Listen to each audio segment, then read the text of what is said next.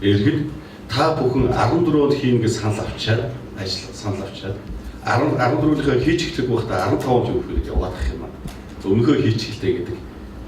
Энэ бол нэг хуулийн үзэл санаан дээр бас нэг жоохон төрчлөлтөө бас бидэнд яг өчигдөр иргэдээр суулж байсан. За 15 оныхоо хийх ёстой ажлын дарааллын дагуу яг хуулийн дараалал руу манайх оруулж чадсан орон нутгийн хөгжлийн сан. За орон нутгийн хөгжлийн сан иргэдийн оролцооны асуудал дээр бидэнд бол хэд хэдэн ажлуудын бас нэг үлгэр жишээ болох ажлууд яваа гэж ойлгодог. За нэгдүгüүрт нь бол Сүхбаатар дүүрэг бол за хамгийн анх одоо хороо дээр иргэний техник байгуулж ажилласан. За 10 хорон дээр эхний ээж нь бол боломжийн гэж ажилласан 10 хорон дээр бид нар эрхний техник байгуулж ажиллаад энэ жил бид нар үлдсэн арга дээр байгуулах ажлууд явуулж байна. Ингээд Сүхбаатар дүүрэг маань 20 хороотой 20 хороо бүгдээрээ эрхний техник болох үйл явцуудаа явуулж байна гэж ойлгож болно. За эрхний техникүүд маань бүгдээрээ эрхний техникийн зохион байгуулж ирсэн.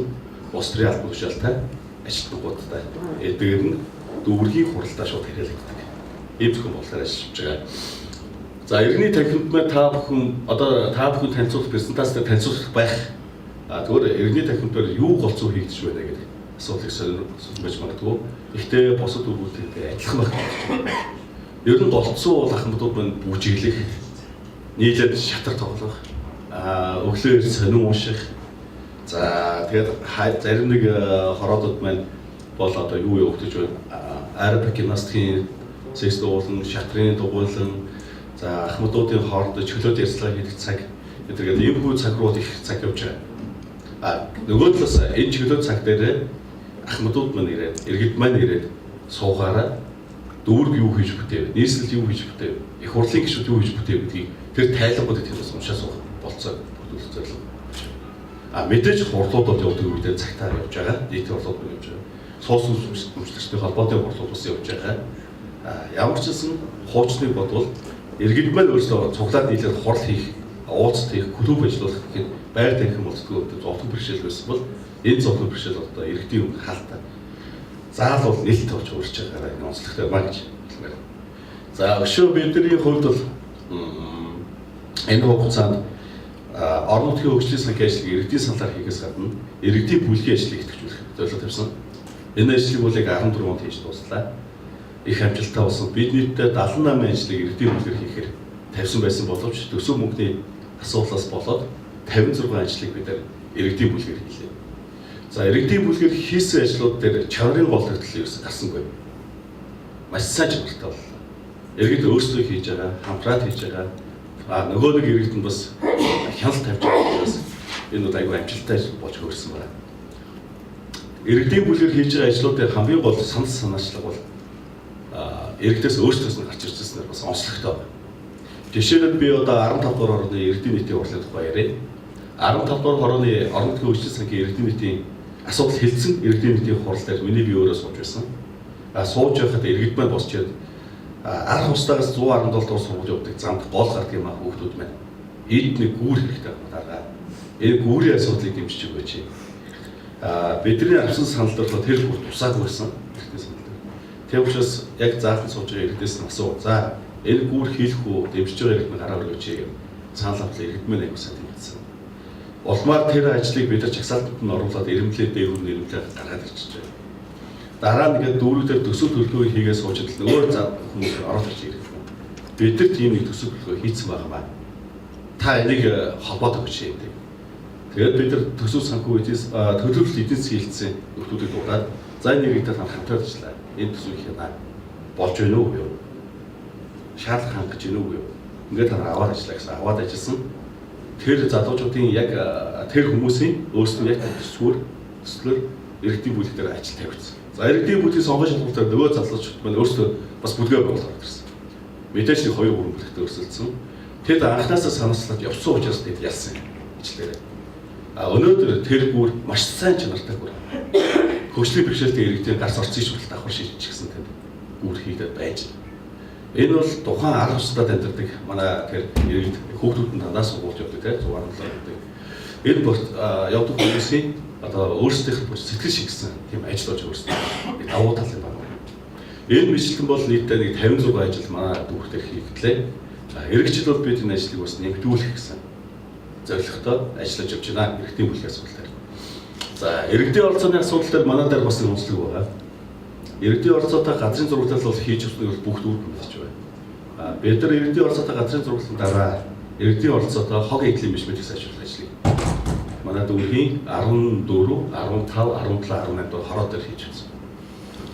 Энэ ажил маань өөрөө гэр оролцооны иргэдийн нэг хогоо хаана явах уу, хизээ явах уу, гадуур явах уу, яг хогийн машин дээр цагт нөгч юм бишмэтийг сайжруулсан онцлог.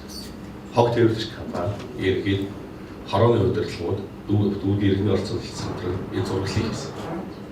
Энэ зураглалын хүрээнд бол одоо манай 14, 15, 17, 18 дахь хороотын хог эдлийн бишмэтээр асар сайн дэвшил гарсан учраас бусад хороот төр энэ ажил болж явагдаж байгаа. Хог эдлийн бишмэт хийж сайн явагдаж байгаа. За дараагийн нэг ажлыг одоо бид яг эхлүүлээд явж байна. Бас сонирхол татах ажил. Монголын нутгийн удирдлагын нийгэмлэгээс нийслэлийн цагдаагийн газар, нийслэлийн иргэдийн төлөвлөсний хуралтай хамтран гэр дэргээс өрсөн сэргийлэх ажлын нэг зарим асуудал зэгтээ сургууль семинар болсон. Энэ сургууль семинар дээр сурчдын холбооны тэргүүс хилэнгээ скул полис арга хэмжээг танилцуулж явахдаа ер нь хүүхдийн аюулгүй байдлын нэг зураглалын асуудлыг хөндөж тавьсан байна. Энэ санаачлалыг бид бас дэмжиж тухайд бол нэлээд сайн тайлбарлаж ирсэн. Одоо яг манай дээр энэ судалгааны ажил одоо явагдаж байна. Бид нар одоо 45 дугаар сургууль орц зүгээсээ хойд зүгээсээ 58 дугаар сургууль хоёр сургуулийн онцлоод дүүргийн иргэний орцод хилцсэн. Цагдаа бусад байгууллагатай хамтраад зөвхөн хоёр сургуулийн хүрээд эхлээд яг хүүхдийн аюулгүй байдлын асуудлаар хүүхдийн сургуультай ирж очиж тэр сургуулийн зооных бүсийн аюулгүй байдлын асуудлаар бид нэгээд судалгаа хийж явж ажилладаг. Энэ сургалт маань их амжилттай, судалгаа маань их амжилттай болоод аргачлалын тодорхой болоод гараад ирэх юм бол бид тэр дүүр дээр бүх сургуулиуд дээр нэг хэрэгжүүлэх гэдэг. Тэгээд дараагийн ажил маань болоод явж байна. За ер нь бол одоо 2012 оноос иргэний оролцоо, за 2000 бүр ерөнхийдөө санаас бүр 2009, 2010 оноос эхлээд явсан тийм иргэний оролцоо эхэлсэн. За дүүргүүдээр 2012 оноос идэвхжээд ингэж явсан ажил. Энэ ажлууд байна хамгийн том асуудал нь бол иргэдэд аюулгүй хүчээр их давтал. Хуучин дүүрэг байна. Дүүргийн минь одоо хороодоор яг яваад иргэдэд уулзаад бол хэлэх ганц үг иргэдийн. Хуучин дүүрэг байна. Юу хийх нь бөмбөг байлаа. Хизээ хуралддаг байлаа. Хизээ дүүргийн хурлын дарга, дүүргийн засаг дарга бидний үг ингэж ярьж сонсоод явдаг байлаа. Хамт хуралдаад явдаг байлаа. Бид нар загнуулчаар зогсож яваад иргэд гоё зөв тайлбар хэлээд явж байгааг таалагдж байна гэж. Тэгээд тухайн хороод хийгдэж байгаа орон нутгийн хөгжлийн сан, дүүргийн хөгжлийн, дүүргийн өөрийн хөрөнгө оруулалт, нийслэлийн хөрөнгө оруулалт, улсын төсвийн хөрөнгө оруулалт бүх ажлуудыг бид нар яг тухайн хороод ямар ажил хийгдэв, ямар хөрөнгө оруулалтаар хийгдэв, хичнээн төлгөөр гүйцэтгэв, ямар компани хийж байна, чанарын ямар түвшинд үнэлэгдэв гэх асуудлыг нэлээд ил тод яг иргэдээр тавьж өгч чадвараар онцлогдоод явж байна. Энэ бол иргэдэд маш сайн хүрч байгаа. Мөн бид нар бас орон нутгийн хөгжлийн сан дээр хороо бүр дээр хороодын иргэдийн нийтийн хурал, хороодын засаг даргыг түшиглээд мөн яг иргэдийн орцыг хангаад иргэдийн хяналт бүлгийн баг гэж ажиллаж байна. Хороо бүр. Тэгэхээр тухайн хороо дээр хийгдэж байгаа ажилд анханаас нь хин гэж иргэн хяналт тавих байдаг маш тодорхой болж байна. Энэ ажил явагдаж байна.